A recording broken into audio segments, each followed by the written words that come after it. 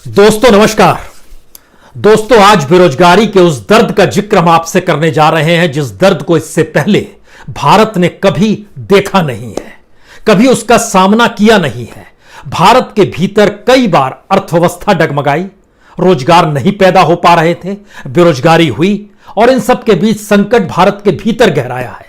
लेकिन जरा कल्पना कीजिए, जब दुनिया भर में संकट गहराया है और कमोवेश हर देश में, हर विकसित देश में, हर विकासशील देश के भीतर में अपने तरीके का संकट रोजगार को लेकर पैदा हो चला है, तो ऐसे में जो करोड़ों लोग दुनिया के अलग अलग देशों में भारत के लोग रोजगार कर रहे थे, उनके रोजगार पर जब आंच आनी शुरू हो चुकी है तो अब वो क्या करेंगे?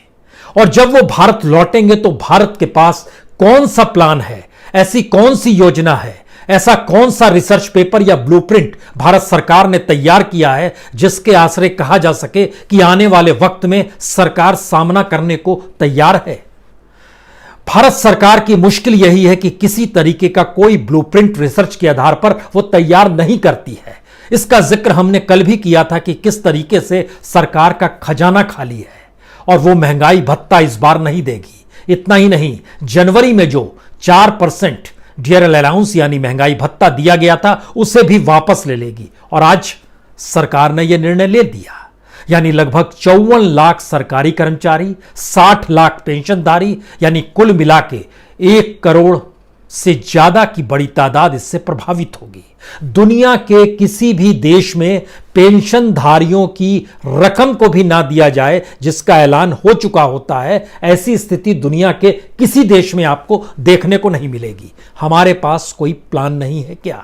और जिस संकट से हम आपको आज रूबरू कराने जा रहे हैं उसमें पहले एक चीज समझ लीजिए। हमने देखा रिवर्स माइग्रेशन क्या होता है, दोबारा लोग कैसे गांव की तरफ लौट रहे हैं। शहर में इंडस्ट्री बंद है, फैक्ट्री बंद है, हर तरह का कामकाज अगर ठप है, लॉकडाउन की स्थिति है, तो उनके लिए 5 किलो चावल, 5 किलो गेहूं की व्यवस्था करा दी हमने। और उसके बाद क्या ये मान लिया कि पैकेज हो गया?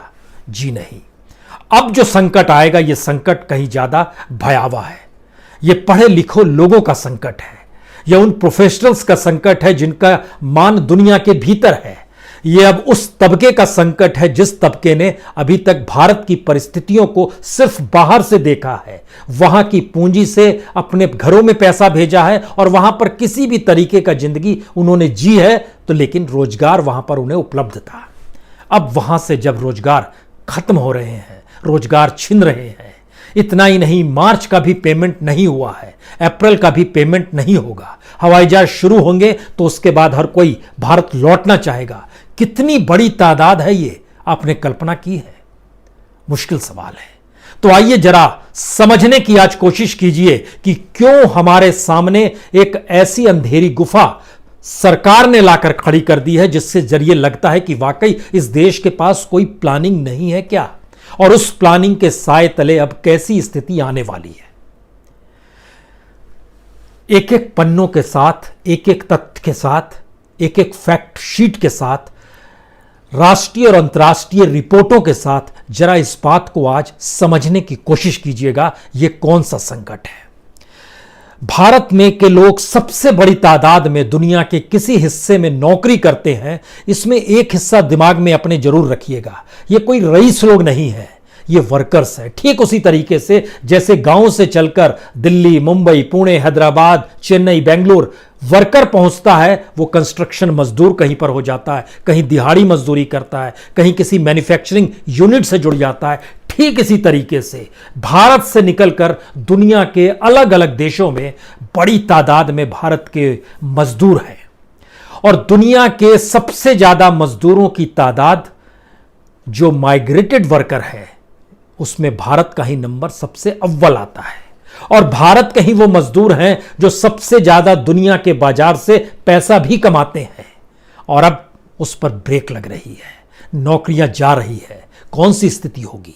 और जब फ्लाइट्स चलनी शुरू होगी तो वो अपने देश लौटेंगे तो यहां क्या लेकर लौटेंगे? क्या स्थिति है इसकी, आइए जरा इस पर एक नजर डाल लेते हैं। सबसे पहले तो यह बता दें कि दुनिया भर में भारत के तकरीबन 2,81,98,352 लोग हैं जो पासपोर्ट के साथ दुनिया के अलग अलग देशों में रह रहे हैं। उसमें से एक बड़ा तादाद एनआरआई के तौर पर पहचान पाता है, दूसरा इंडियन ओरिजिन के लेबर के तौर पर ही जिसकी पहचान होती है, और इसमें सबसे बड़ी तादाद में लोग अरब वर्ल्ड गए हैं। अरब वर्ल्ड में तकरीबन 90 लाख भारतीय रहते हैं जो मजदूरी करते हैं, और फिलहाल स्थिति यह है कि वहां पर 2-3 काम छोड़कर बाकी सारे काम ठप हो गए हैं। गैस का काम हो रहा है, तेल का काम हो रहा है, कुछ निर्माण का कार्य हो रहा है, बाकी सारे काम बंद हो गए हैं। और इनसे जुड़ा हुआ तबका जो है, जो निर्माण, तेल और गैस से जुड़ा हुआ तबका है, इस 90 लाख में से उनकी तादाद सिर्फ 21,90,000 है। बाकी अलग अलग हिस्सों में थे, उनके पास कोई काम नहीं है। उनकी स्थिति क्या होगी, और उसमें अगर सिलसिलेवार तरीके से समझना शुरू कीजिए तो यूनाइटेड अरब अमीरात में 34,25,144 भारतीय हैं, और यूएई ने अभी रेगुलेशन पास किया है। इसकी जानकारी आपको मिलेगी सेंट्रल इंटेलिजेंस एजेंसी, जो वर्ल्ड फैक्ट बुक है, जो अमेरिकन कंपनी है, उसके जरिए ये बात सामने आई है कि यूएई ने रेगुलेशन पास किया है कि कंपनियां चाहे तो गैर नागरिक कर्मचारी को या तो पेड या अनपेड लीव पर भेज सकती है, और गैर नागरिक किसी भी तरीके से उसको कोई भी भत्ता नहीं दिया जाएगा। ये गैर नागरिक का मतलब है जो लोग दुनिया के अलग अलग हिस्सों में गए, और भारतीयों की तादाद सबसे ज्यादा है। यूनाइटेड अरब अमीरात में, जहां पर हमने जानकारी दी, 34 लाख भारतीय काम कर रहे हैं। सऊदी अरब 25,94,947 भारतीय वहां काम करते हैं। कुवैत में 10,29,861 भारतीय काम करते हैं। ओमान में 7,81,141 भारतीय काम करते हैं। कतर में 7,45,775 भारतीय हैं, और बहरीन में 3,26,658 भारतीय हैं। ये कमोवेश सब मिला दीजिएगा तो 89,03,526 इंडियंस जो हैं वो अरब वर्ल्ड के भीतर में काम कर रहे हैं। सवाल सिर्फ अरब वर्ल्ड के संकट का नहीं है, वहां पर किस तरीके से संकट गहराया। संकट तो अमेरिका में भी गहरा चुका है, ब्रिटेन में भी, सिंगापुर में भी, मलेशिया में भी, इटली में भी, जर्मनी में भी, फिलीपींस में भी, और भारत के संयोग से सबसे बड़ी तादाद में जिन देशों का हमने नाम लिया वहीं रहते हैं। तकरीबन 36 लाख लोग इन्हीं जगहों पर रहते हैं। अमेरिका में रहने वालों की तादाद तकरीबन 4.5 लाख इंडियंस की है। ब्रिटेन की तादाद लगभग 17,64,000 इंडियंस ब्रिटेन में रहते हैं। सिंगापुर में 6.5 लाख इंडियंस रहते हैं। मलेशिया में 2,27,950 इंडियंस रहते हैं। इटली में 2,03,000 इंडियंस रहते हैं। जर्मनी में 1,85,000 इंडियंस रहते हैं। फिलीपींस में 1,20,000 इंडियंस रहते हैं। ये लाखों की तादाद है जो इन देशों में रहती है। इन बातों का हम जिक्र आपसे अभी क्यों कर रहे हैं? इन बातों का महत्व इसलिए भी समझने की कोशिश कीजिए कि दुनिया में जितनी बड़ी तादाद में अलग अलग देशों से काम करने वाले लोग कमा पाते थे, उसमें झटके में $100 बिलियन की कमी आ गई है सिर्फ मार्च के महीने में। अप्रैल का महीना इसमें नहीं जोड़िएगा। स्थिति इतनी नाजुक हो रही है। मसलन 2018 में दुनिया भर के जो लोग थे वह अपने तौर पर जो कमाते थे उसमें सबसे ज्यादा भारत के लोगों की ही कमाई थी। दुनिया भर के लोगों को लगभग $690 बिलियन की कमाई 2018 का डाटा हम आपको बता रहे हैं। अभी 19-20 पर आएंगे। जरा समझने की कोशिश कीजिए। 2018 का जो यूनाइटेड नेशन के माइग्रेशन रिपोर्ट बतलाती है, $689 बिलियन सिर्फ माइग्रेंट्स कमाते थे। उसमें से सबसे ज्यादा भारत के माइग्रेंट्स कमाते थे, लगभग $78.6 बिलियन। और इसका मतलब यह हुआ कि भारत की तादाद माइग्रेटेड वर्कर्स की दुनिया में सबसे ज्यादा है। तो यह कितनी तादाद है? यह 1,75,00,000 है जो वर्कर के तौर पर दुनिया के अलग अलग देशों में काम कर रहे हैं, और वो कमा रहे थे $78.6 बिलियन। 2020 का जो आंकड़ा, अब प्रोजेक्टेड आंकड़ा भी आ रहा है, उसके मुताबिक पिछले साल लगभग $714 बिलियन की कमाई थी दुनिया के तमाम माइग्रेंट्स वर्कर की। इस बार वो घटकर $572 बिलियन डॉलर की हो जा रही है, यानी लगभग 20% नीचे जा रहा है। यह सिर्फ मार्च तक की स्थिति है। अप्रैल के बाद स्थिति और बिगड़नी शुरू होगी और माना जा रहा है कि अप्रैल, मई, जून तक आते आते सिर्फ अमेरिका में लगभग 3 करोड़ 70 लाख नौकरियां चली जाएंगी। अब आपके जहन में सवाल होगा, 3 करोड़ 70 लाख जॉब्स जो जाएगी उसके हिस्से में समझने की कोशिश कीजिए किस किस फील्ड में जा रही है। और उसके बाद लगभग उसके भीतर का सच यह है, जो ये वॉक्स की रिपोर्ट कहती है, लगभग 3.5 करोड़ लो इनकम है। और इस लो इनकम के भीतर का सच यह है कि मैक्सिमम माइग्रेंट वर्कर्स हैं, जिसमें इंडियंस की तादाद सबसे ज्यादा है। ये लौटेंगे, कल विमान शुरू होगा, ये सभी लोग लौटेंगे। और अगर इसको सिलसिलेवार तरीके से आप समझना चाहते हैं तो फूड एंड ब्रेवरेज सर्विस में लगभग 1 करोड़ 10 लाख लोग काम करते हैं। जहन में रखिएगा, ये ओवरऑल हम आपको बतला रहे हैं जो अमेरिका में जिनके सामने संकट आ रहा है। ओवरऑल बताने के भीतर का सच यह है कि इसमें मैक्सिमम इंडियंस हैं। क्लॉथिंग एंड रिटेल सेक्टर में 65 लाख वर्कर्स हैं। सपोर्ट एंड एकोमोडेशन सर्विस में 58 लाख वर्कर्स हैं। ऑटोमोबाइल सर्विस में 44 लाख वर्कर्स हैं। एजुकेशन के फील्ड में 37 लाख वर्कर्स हैं। ट्रैवल एंड अट्रैक्शन में 32 लाख वर्कर हैं। मेंबरशिप, एसोसिएशन एंड ऑर्गेनाइजेशन में 30 लाख वर्कर हैं। स्पोर्ट्स एंड एंटरटेनमेंटशिप में 20 लाख वर्कर हैं। रियल एस्टेट में लगभग 14 लाख वर्कर हैं। और इतनी बड़ी तादाद में अगर हर के सामने संकट आ रहा है, यह संकट एविएशन और क्रूज से भी हटकर है, यह होटल के उस पूरे चेन से हटकर है, जिन बातों का हम अभी आगे आपसे जिक्र। ये लोग लौटेंगे तो अपने अपने देश ही। इसमें भारत सबसे नंबर 1 पर है। भारत के बाद चाइना आता है, लेकिन ये काफ़ी नीचे है। चाइना के बाद मैक्सिको आता है, जो उसके भी बहुत नीचे है। लेकिन भारत के सबसे ज़्यादा लोग, यानी 1 करोड़ 75 लाख इंडियंस अगर दुनिया के अलग अलग देशों के भीतर में है। और अमेरिका ने अपने तौर पर जो जानकारी दी, यह भी समझिए, अमेरिका, ट्रंप ने इस बात का जब कहा कि अब वहां पर जो ग्रीन कार्ड अप्लाई करने वाले थे, यानी परमानेंट रेजिडेंट के लिए, वह 2 महीने 3 महीने के लिए टाला जा रहा है, अब उसको नहीं अप्लाई कर पाएंगे। ठीक इसी तरीके से एक एम्प्लॉयमेंट बेस्ड होता है, जिसको ईबी वीजा कहते हैं। इसमें आपको वहां जाकर निवेश करना पड़ता है और आपको कम से कम 10 जॉब क्रिएट करने वाली होती है। भारत में बहुत बड़े तबके के पास इतना पैसा है कि वो अमेरिका जाके निवेश भी करता है, वहां पर 10 से ज़्यादा जॉब भी क्रिएट कराता है और वहां का परमानेंट रेजिडेंट भी हो जाता है, उसको तुरंत मिल जाता है। लेकिन मौजूदा वक्त की स्थिति यह है कि जब इन सब पर रोक लग गई, तो आपको यह भी जानना होगा कि इस समय जो H1B वीज़ा जो रजिस्ट्रेशन के लिए मौजूदा वक्त में अमेरिका के सामने है, वह 2,75,000 आवेदन 2020 में, यानी इस बरस अमेरिका के सामने आए हैं। और उसमें से लगभग 2 लाख इंडियंस ने ही अप्लाई किया है, यानी 67.7% इंडियंस हैं जिन्होंने अप्लाई किया हुआ था। अब उस पर भी रोक लग गई। सब इंडियंस इंडिया में लौटेंगे।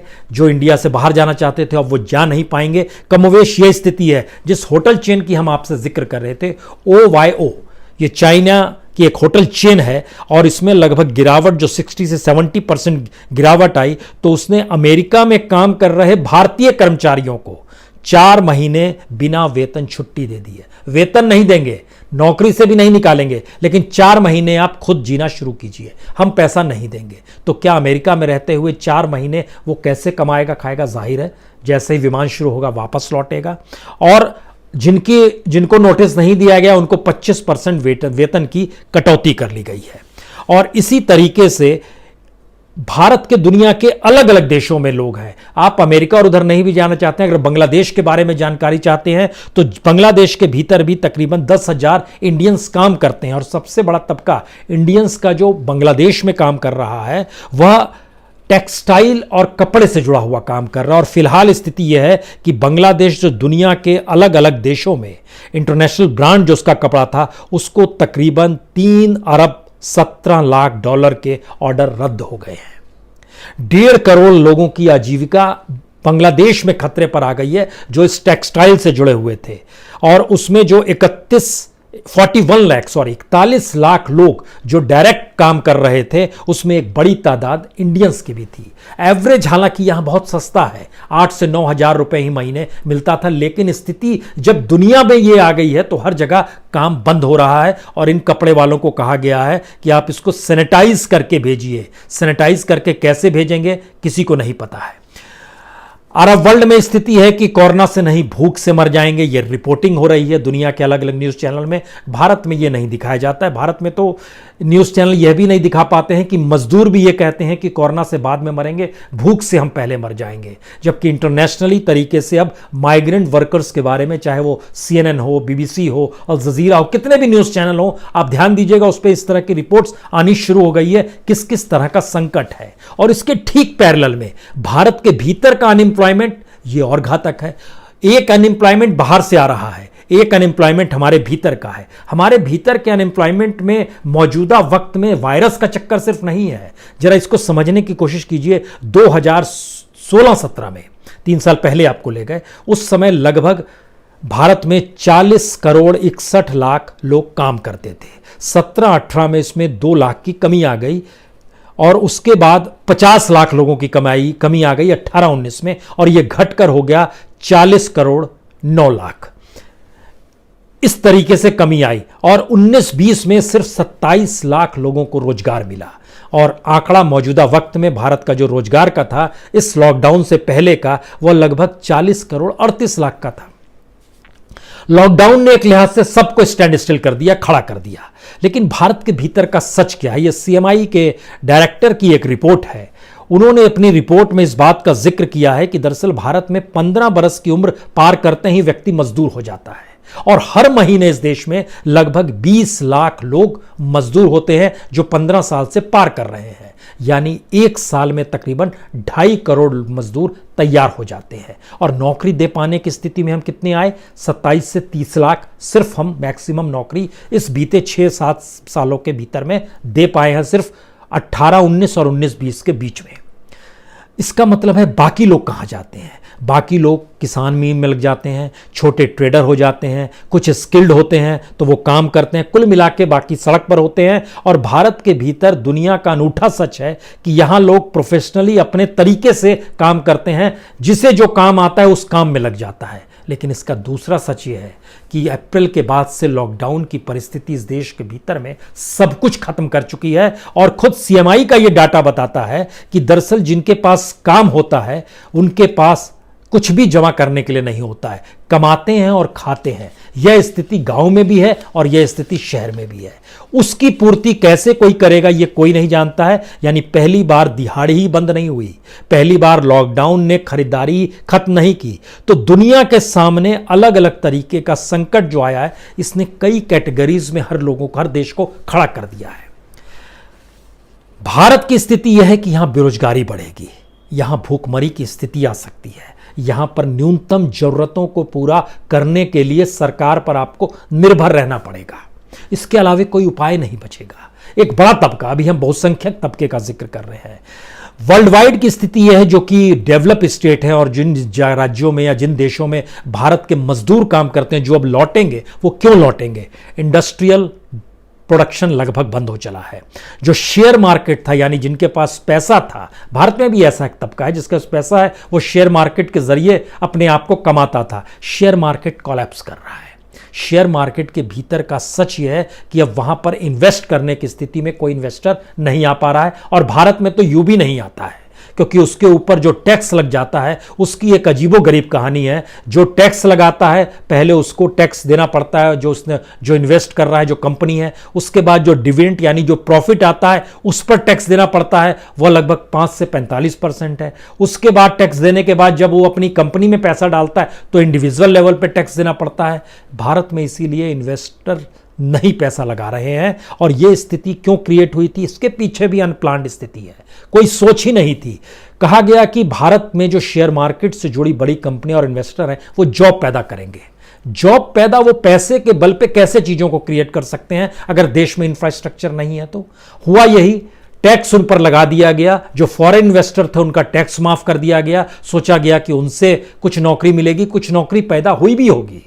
लेकिन आज की स्थिति में अब वो नौकरी कैसे देंगे? यानी हमारे पास कोई प्लान नहीं था। तो अब फॉरेन इन्वेस्टर्स गायब हैं, वो पैसा जितना है निकाल ले जा रहे हैं। यहां के जो इन्वेस्टर्स हैं वो पैसा लगाने को तैयार नहीं है। शेयर मार्केट को जो संभाला गया है वो बैंकिंग सेक्टर के जरिए संभालने की कोशिश की जा रही है, पीएसयू के जरिए की जा रही है, जो सरकार के अधीन कंपनी एलआईसी सरीकी जिसमें जनता का ही पैसा रहता है उसके जरिए किसी तरीके से संभालने की कोशिश की जा रही है। वर्ल्ड वाइड इसीलिए संकट इंडस्ट्रियल स्लोडाउन का है, शेयर मार्केट के खत्म होने का है। भारत का संकट रुपए की कीमत और कम होते चले जाना है, जो कि आज जब हम आपसे बात कर रहे हैं लगभग 77 रुपए के लगभग पहुंच चुका है $1 के मुकाबले। उपभोक्ता कंज्यूमर गायब हो जाएगा झटके में, कंज्यूमर की जरूरत जो लग्जरी आइटम से जुड़ी हुई थी वो खत्म हो जाएगी।